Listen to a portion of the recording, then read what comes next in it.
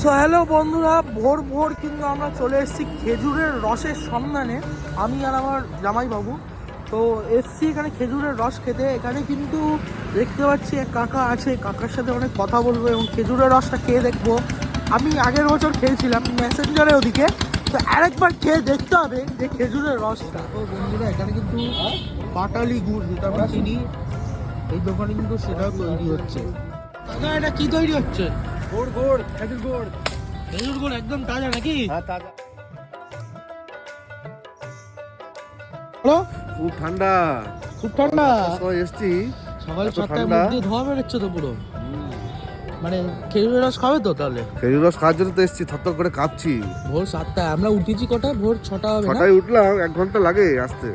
ঘন্টা লাগে। এটা কোন জায়গায় একটু বলে দাও তো ভালো করে। এটা হচ্ছে তোর শিউরি তিলপাড়া প্যাসেঞ্জারের কাছে। শিউরি তিলপাড়া মানে এখানে তো খেজুরের রস এই তো পাশেই তিলপাড়া ব্যারেজ।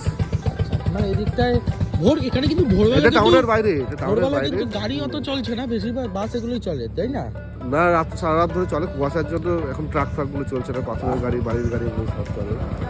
তো প্রচুর ঠান্ডা, বুঝতে পারছো, তার মধ্যেও কিন্তু তোমাদের জন্য কিন্তু ভিডিও দেখাতে এসেছি আমরা, ঠিক তাই তো?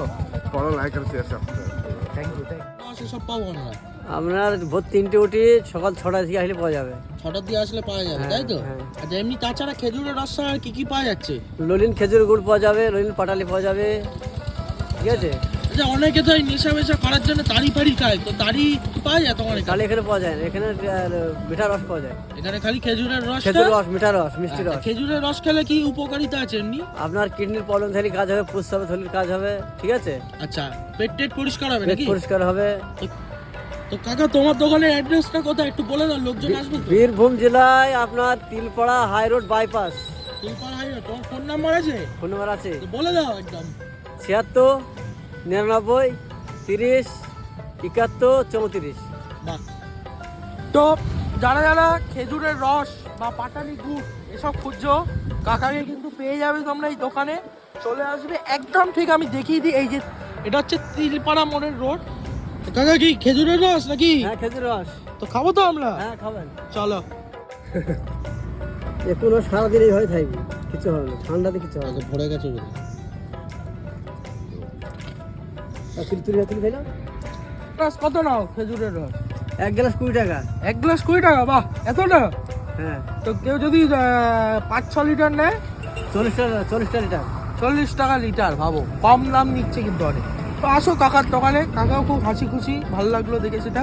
খেজুরের রসটা খেয়ে দেখবো।